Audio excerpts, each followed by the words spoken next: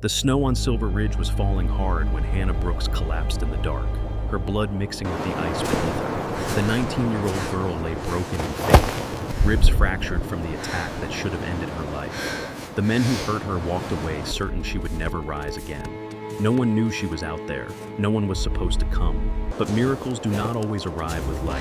Sometimes they come on silent pause and in the breath of the wild. As the temperature dropped toward death, a circle of gray wolves gathered around Hannah Brooks, the alpha lowering her scarred silver head, as if recognizing a soul worth saving.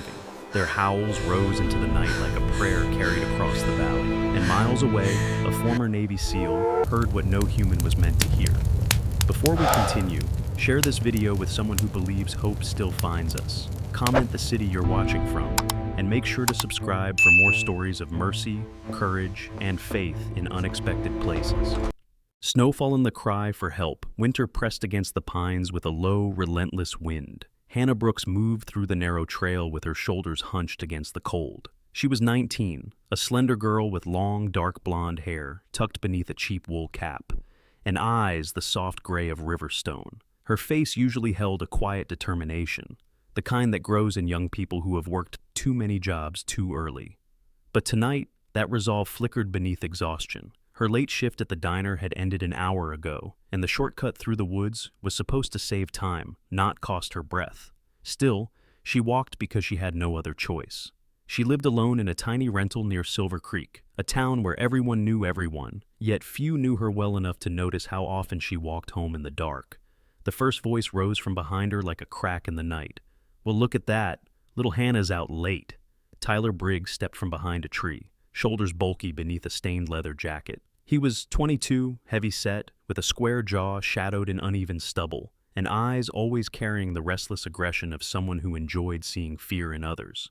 Years of trouble, school fights, petty arrests, a father who taught him more about drinking than kindness, had hardened him into someone who lashed out simply because he could.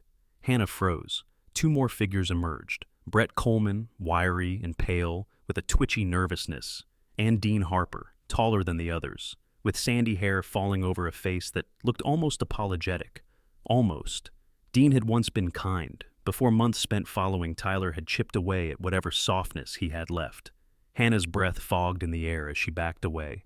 "I just want to get home," she said softly. Tyler smirked. "Not before we have a talk about what you told Officer Ray today." Hannah swallowed hard. She had mentioned, just in passing, that she saw Tyler smashing bottles behind the grocery store. She had not meant to accuse him of anything, but even small truths were dangerous around people who feared being seen. "I didn't say anything serious," she whispered. Tyler stepped closer, fists clenching. Too late. The first punch knocked the snow from the branches. The second tore a cry from her throat. Brett kicked her ribs, the sound hollow and sharp. Dean hesitated until Tyler barked at him. Then he struck too, though his eyes darted away with every blow. Hannah's thoughts blurred. Pain came in bursts, her cheeks splitting, her ribs folding inward, the world narrowing to a ringing hush. She fell sideways into the snow, its coldness biting through her thin jacket. She tried to crawl, fingers trembling, but another kick sent her flat on her back, gasping. Tyler crouched beside her, breathing heavily. "You should have kept quiet." Her lips parted, but no sound came. Her body felt distant, begging as if drifting away from itself. She saw boots turning, snow crunching, the three silhouettes stumbling back toward the road, laughing, or maybe pretending to laugh so they wouldn't hear how frightened they truly were. The forest grew still. Hannah lay alone, shivering, breath shallow and ragged. The cold slipped beneath her skin with quiet precision, tightening its grip around her chest. She wondered if she would be found. She wondered if anyone would care. Her vision blurred. Then something moved between the trees. A shape, large, silver, fluid like smoke, stepped into the clearing. A wolf. A powerful female with thick winter fur the color of frost and a pale scar curving beneath her left eye. She stood tall and calm, as if the night belonged to her. Behind her came 5, then 10, then many more, slipping from the shadows one by one. Hannah's heart fluttered in panic, but she couldn't move. The alpha lowered her head, sniffing the air near Hannah's face. Her breath was warm against Hannah's frozen cheek. Something softened in the wolf's amber eyes, a recognition older than words. She stepped back, then circled once, and the pack responded. They formed a ring around Hannah, the inner circle close and firm, bodies pressed against each other, the outer circle standing guard with poised stillness. Two perfect rings, a living fortress. Snow swirled around them, but none dared enter. Then the alpha lifted her muzzle. Her howl rose into the winter sky, long and mournful, vibrating through the trees like a plea carved from ancient memory.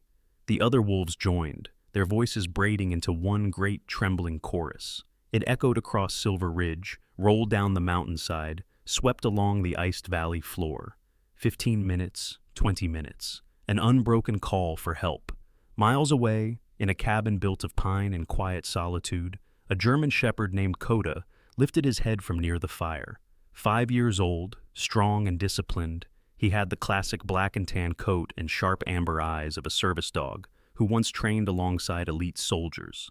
His ears snapped forward, body tensing. Noah Carter looked up from the small wooden table. He was a tall man in his 40s, broad-shouldered despite the stiffness in his left knee, a gift from a battlefield he rarely spoke of. His face held rugged lines, a short-trimmed beard, and dark eyes that usually carried warmth, except in moments like this when instinct took over.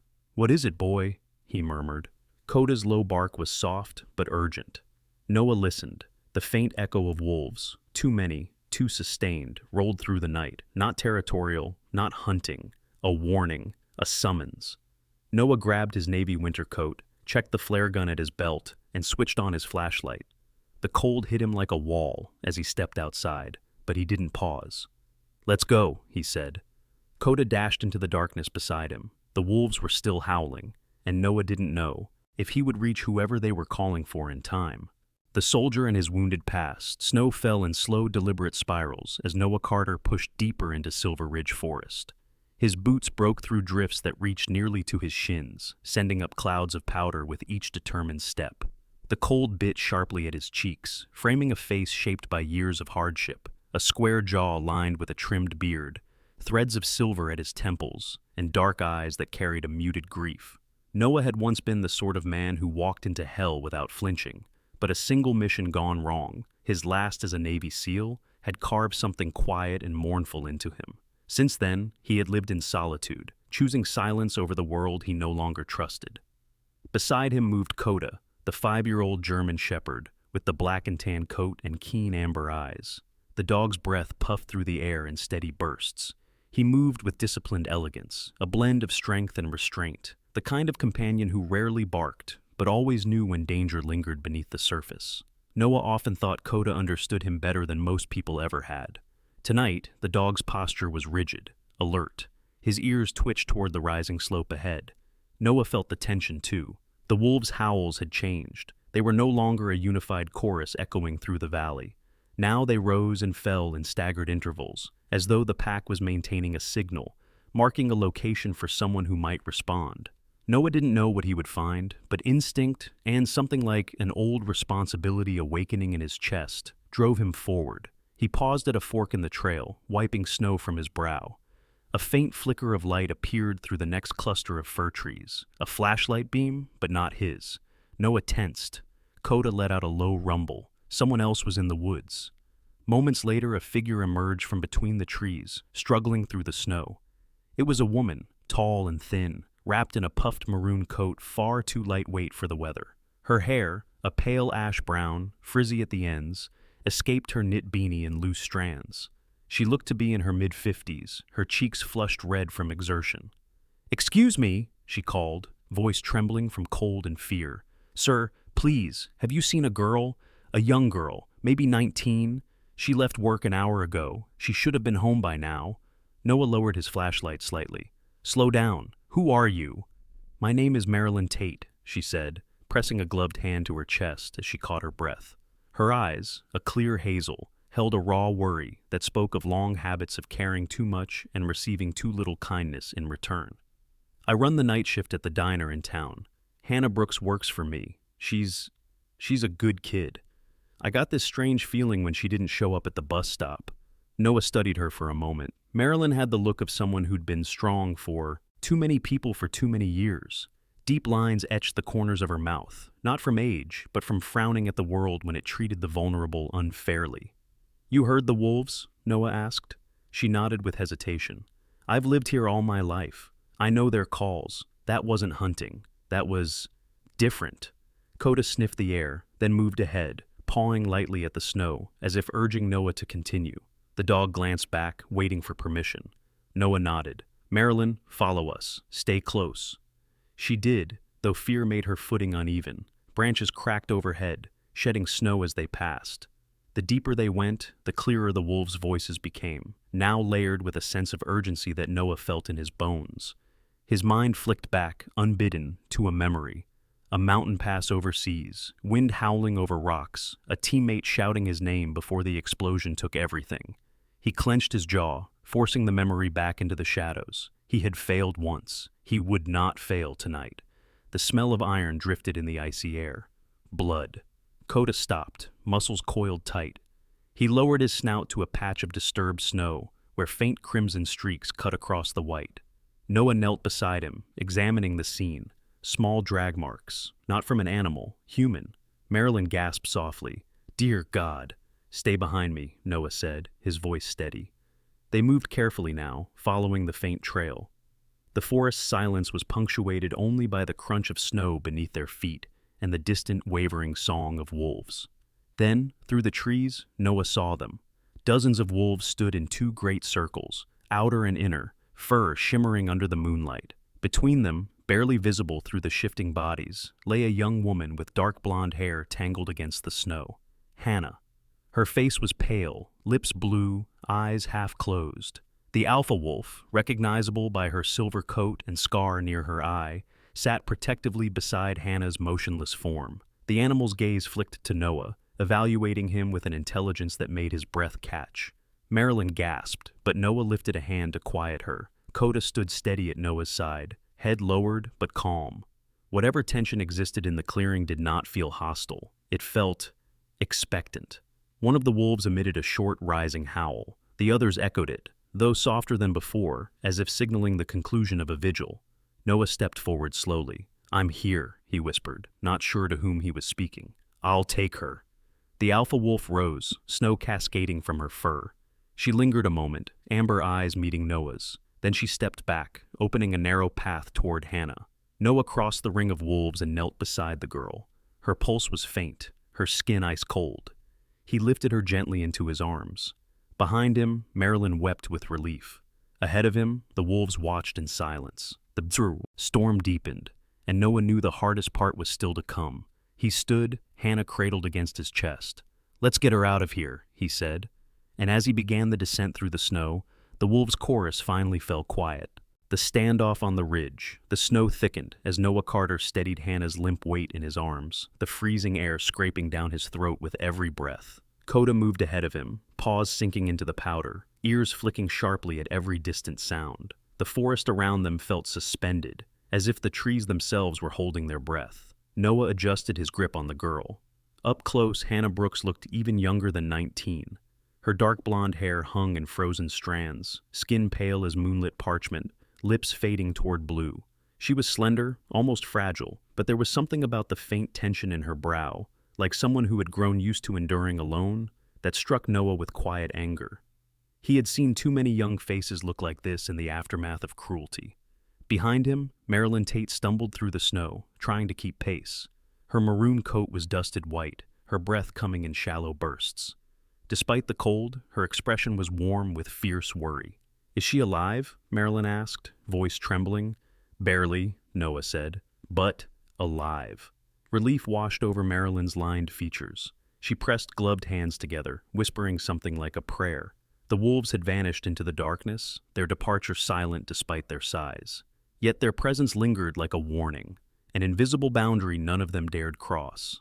Noah had felt many strange things in his years overseas, but nothing quite like the moment the alpha wolf stepped aside, allowing him to take Hannah. It wasn't just intelligence, it was intent. Coda halted suddenly. He stood at the ridge's edge, head low, nostrils flaring. Noah felt the shift instantly and tightened his grip on Hannah. What is it, boy? Noah whispered.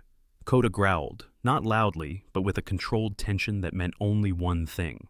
Someone else was here. A crunch of snow drifted from behind a crooked pine. Another.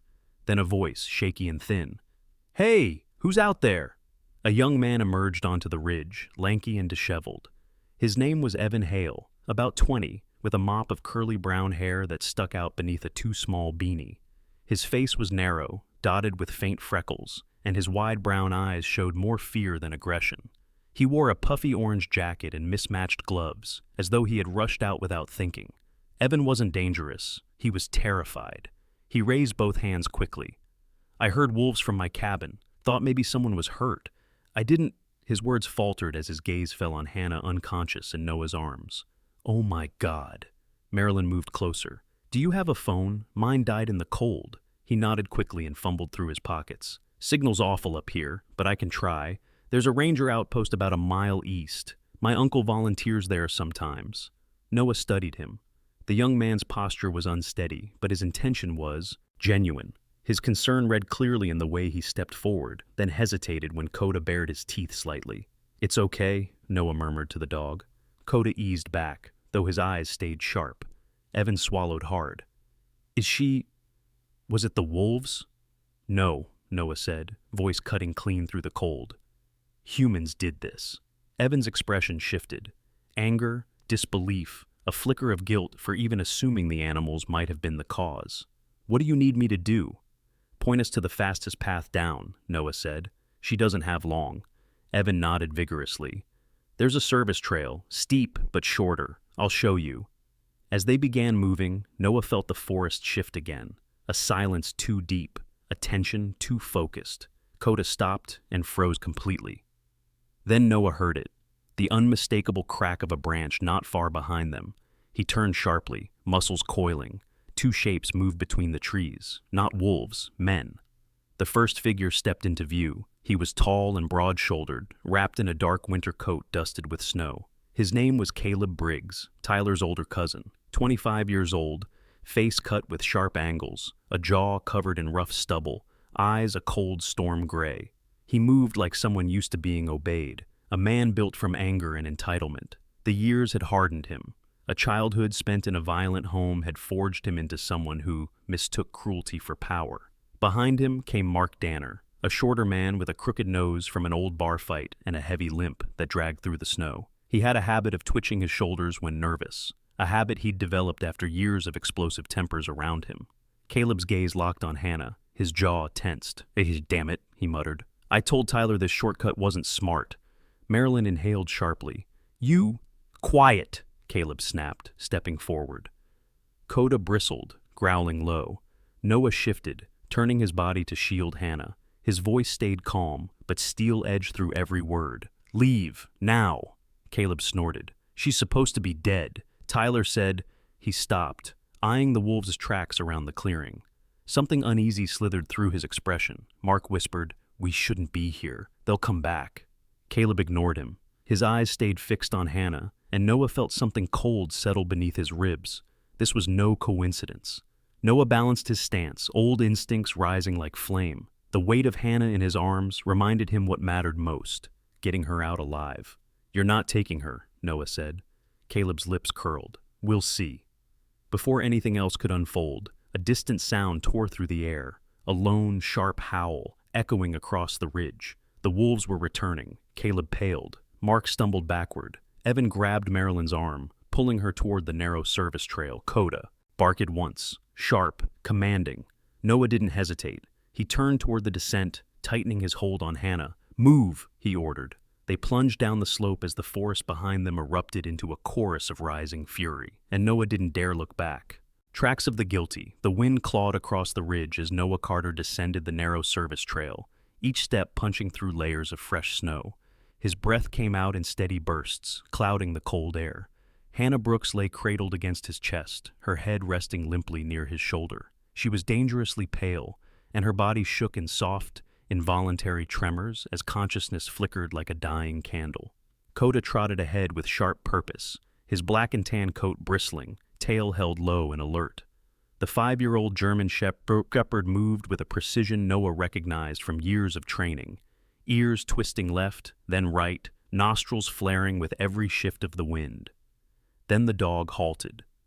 Noah felt it before he saw it, the change in the air, the shift in Coda's posture, the low growl rumbling through the dog's chest. "What is it, boy?" Noah whispered. Coda lowered his nose to a patch of disturbed snow. A line of footprints cut across the trail, fresh, the prints deep from hurried, heavy steps. Noah crouched, lifting Hannah slightly to rest more securely in one arm as he examined the tracks. 2 sets, broad-soled boots, one dragging a bit to the right. A scent lingered, cheap tobacco and something metallic. Blood. Coda barked once, sharp and clipped. A warning. Marilyn Tate, still struggling behind them, gasped when she saw the crimson smudges across the snow. Her hazel eyes widened behind fogged lenses of her glasses. "Someone was here," she whispered. "Someone still is," Noah replied. He rose swiftly. Years of military instinct clicked into place. Without words, he signaled Coda with a single 2-finger motion. The dog instantly shifted into tracking mode, circling back to cover their rear. Hannah stirred. Her lashes fluttered, and a fragile sound slipped from her throat. Noah slowed until he felt her shift weakly in his arms. Her eyes cracked open, gray irises unfocused but filled with raw terror. "Tyler," she breathed. "And someone else, Caleb. They were going to come back. They said—" Her voice fractured as fear and pain rippled across her features. Noah softened his hold, bringing her closer so she could hear him above the storm. "You're safe for now. I've got you. I won't let them near you again." Her lips parted as though to say more, but another wave of exhaustion swept through her, pulling her back into a dim haze. "Rest," Noah murmured. "Just breathe." Behind them, Evan Hale stumbled forward, anxiety tightening his young features. "If they're still up here, what do we do?" "We keep moving," Noah said. "Fast." But fast became impossible. The wind howled against them, pushing sideways across the mountain as if trying to sweep them from the trail. The path narrowed into a steep ledge where snowdrifts rose nearly to Noah's knees. Each step demanded balance and control, especially with Hannah in his arms. Then from somewhere behind them, a dog's bark ripped through the air. "Coda!" Noah spun, gripping Hannah tightly. Coda stood on the trail's curve, body rigid, teeth bared, and through the storm stepped Caleb Briggs. His dark coat snapped in the wind, jaw clenched, gray eyes narrowed beneath a hood glazed with snow. His breath came out in angry huffs. Snow clung to the day-old stubble along his jaw. The man looked younger in the moonlight, but violence aged him in ways time could not. Behind him limped Mark Danner, face twisted with unease. His crooked nose and heavy brow made him look intimidating, but fear hollowed his expression. Caleb lifted his chin. "Hand her over." "No," Noah said. Caleb scoffed, voice chilling. "She shouldn't be alive. Tyler said she survived," Noah cut in, "and she's not your problem anymore." Caleb stepped forward. Coda barked, low and explosive. The dog's muscles coiled, ready to spring. Mark tugged Caleb's sleeve. "Man, the wolves. They're still around. We shouldn't mess with this. Let's just go." Caleb jerked free. "She saw our faces." Snow whipped across the ridge, stinging Noah's skin. Hannah's weight felt both fragile and fierce in his arms. She was fighting to live, and he would fight with her. Marilyn gasped as Caleb drew closer. Evan tried to move in front of her, but Noah shot them both a look. "Stay behind me." Caleb smirked, step tightening. And then the forest breathed. Branches shuddered. Snow cascaded from a rise above them as shadowy forms emerged, silent, silver shapes sweeping down the slope. The wolves. The alpha led them, her massive form poised with calm authority, scar beneath her eye catching the moonlight. She bounded down the incline with fluid, powerful grace, landing between Noah's group and the men pursuing them. More wolves appeared, forming a line, a living barricade of fur and bared teeth. Caleb froze. Mark stumbled backward, slipping on the snow. The alpha wolf snarled. It wasn't rage, it was warning, a deep, ancient sound that froze the marrow. Caleb's bravado shattered. His eyes darted between the wolves and the trail. He swallowed hard. "We're leaving," he snapped, voice cracking. Mark didn't wait. He bolted, half sliding, half falling down the path toward the road. Caleb followed, muttering curses into the wind, his figure swallowed by the storm. Noah let out a slow breath. The alpha wolf looked at him once, long enough to feel like acknowledgement, then turned away, leading her pack back into the forest shadows. The ridge fell still again. Noah tightened his grip on Hannah. "We move," he said quietly. "Now." And the storm swallowed their footprints as they continued downward. Dawn and the promise. The first light of morning crept across Silver Creek, soft gold spreading over the snow-covered rooftops and whispering along the frozen treetops. The storm had finally exhausted itself, leaving behind a quiet so delicate it felt sacred. Noah Carter stepped out of the emergency clinic with Hannah Brooks in his arms, her breathing steadier now, though she winced at every movement. A warm blanket was wrapped around her shoulders, and her dark blonde hair, still tangled from the night, framed a face no longer ghost white, but touched with returning life.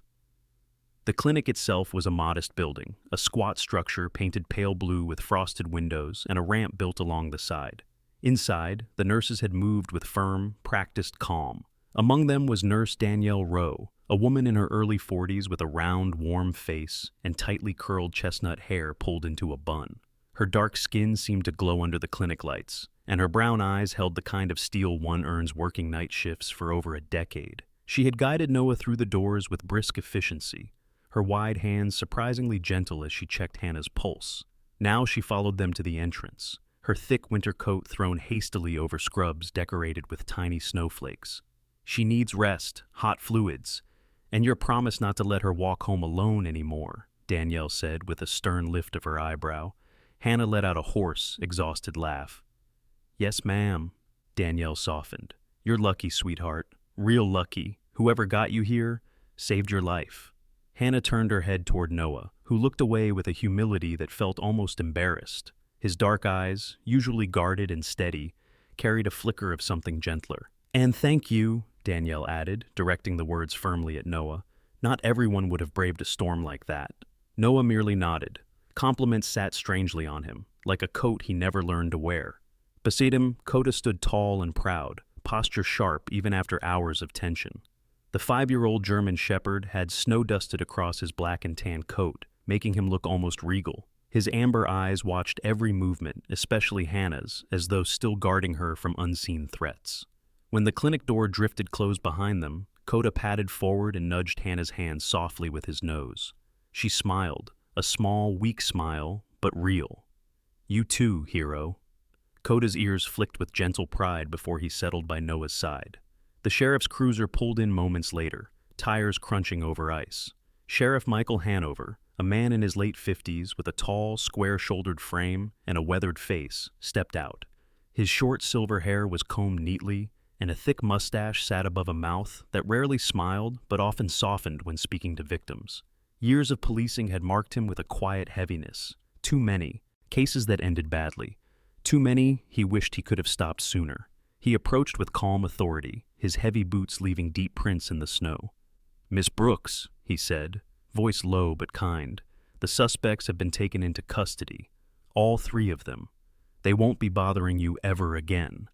Hannah let out a breath she had been holding since the forest. Thank you, Sheriff, Hanover nodded. And thank this man here, too. From what little we know, he carried you a long way through bad weather. Noah shifted awkwardly. Just did what anyone would have. The sheriff studied him with a knowing look. No, son, not anyone. He tipped his hat, gave a polite nod to Hannah, then returned to his cruiser as quietly as he had arrived, leaving them with the pale glow of rising sunlight.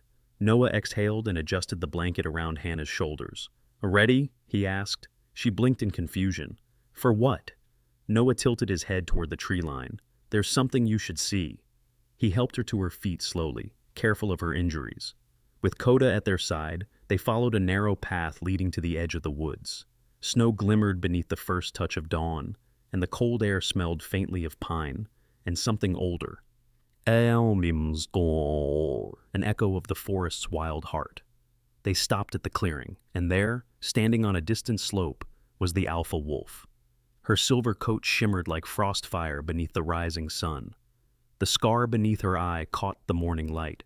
She stood still, tall, unafraid, her amber gaze locked onto Hannah with a calm that felt almost human. Hannah's breath trembled. She clutched Noah's sleeve, her voice barely a whisper. She saved me. She really saved me. Noah nodded. Yes. The wolf lifted her head slightly, as if acknowledging the moment. Then, with solemn grace, she turned and stepped away, disappearing between the trees. It was not an escape. It was a farewell. A soft, gentle howl drifted back toward them, low, melodic, almost tender, a blessing written in sound. Hannah wiped at her eyes. I don't know how to thank any of you. You're safe, Noah said quietly. That's enough. She looked at him then, really looked, and something warm filled the space between them, something fragile but growing. Hannah reached for his hand, squeezing gently. Thank you for coming when you did. Noah's smile was small but honest. We all came when we needed to. Coda barked softly, as if in agreement. Together they walked back toward the town, as the sun finally rose above the ridge, casting a golden path over the snow.